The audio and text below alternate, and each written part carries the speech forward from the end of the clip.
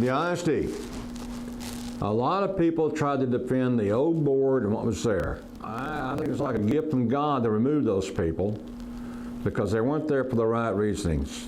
Now, the new ones that just took it over, which I don't think they're going to stay, I think we'll have an election to put replacements of these. But right now, what we have in started off with number one, removing, well, what they do now on the public comment, which we are on top of the agenda at the ISD. Keep that in mind. We are on top. The people first. We're on top. This is a comment. They changed it from the old rules where after so many people signed up, it dropped to 2 minutes. They changed that. No more. It's 3 minutes no matter how many people show up. So it's 3 minutes automatically and no matter how many. And that's good. We're on top in 3 minutes.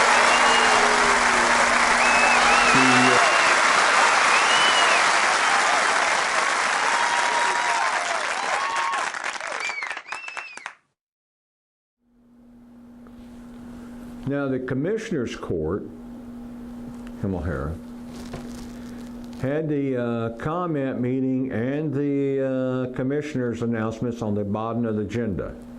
Now, what was good, the Commissioners' announcements were below the people's comment. That's good, but we're on the bottom.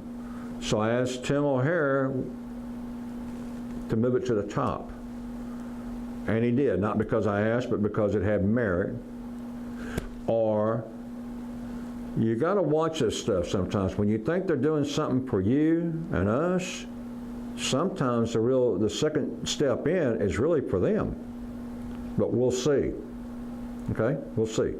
Nevertheless, this is good. He moved it to the top. So now at the last meeting, I asked Tim to follow the same rules as the ISD. Remove the 2 minutes, let everybody have 3 minutes, make that 3 minutes government free. Make us immunity from the government. We don't have much, that they have everything.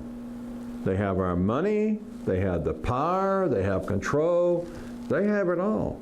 And we're the ones that give it to them. They get it from us. So for them to show their appreciation, give us 3 minutes government free. So now the Commissioners' announcements are on the bottom of the agenda, the people are on top.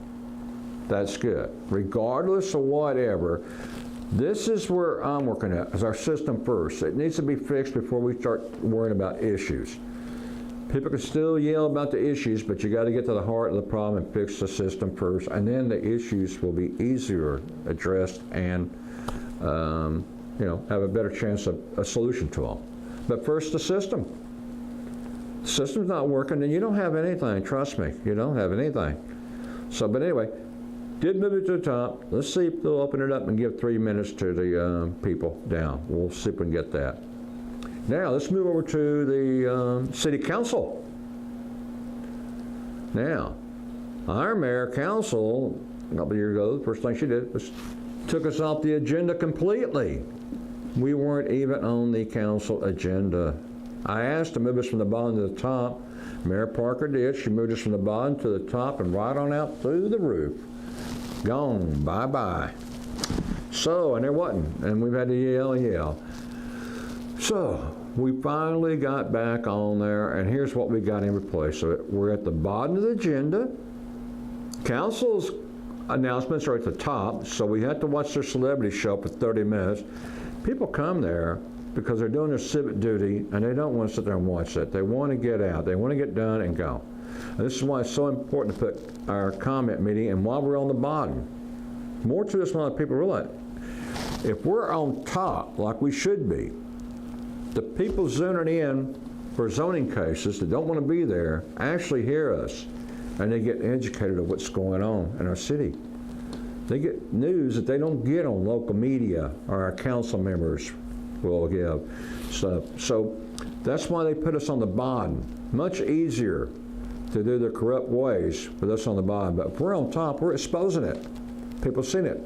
Now in this day and time, 90% of them probably don't care anyway. All they care about is getting back to doing their own thing. And that's why I spend a lot of time at the school. And when I talk about getting to the root of the problem, The school is the factory of knowledge, and that's the real solution. To start teaching these kids at an early age, taking care of your city is a responsibility, not a privilege. Learn how to respect yourself and stuff like that. So we need voter education in school above all.